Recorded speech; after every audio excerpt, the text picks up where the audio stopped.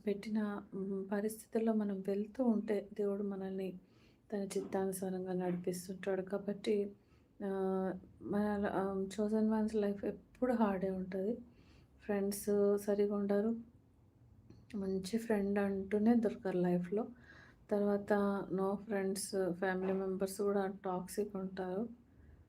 A to Z parents నుంచి మొదలుకొని siblings దాకా. తర్వాత ఇంక చర్చ్‌లో కూడా వీళ్ళ మనకున్న చోదన్ మనకున్న అనాయింటింగ్ కావచ్చు, ఆ వెలుగు కావచ్చు, ఆ బ్లెస్సింగ్స్ కావచ్చు, దేవుడిచ్చిన ఆ తలాంతులు కావచ్చు, అవన్నీ కూడా హేట్రెడ్‌కి దారితీస్తాయి.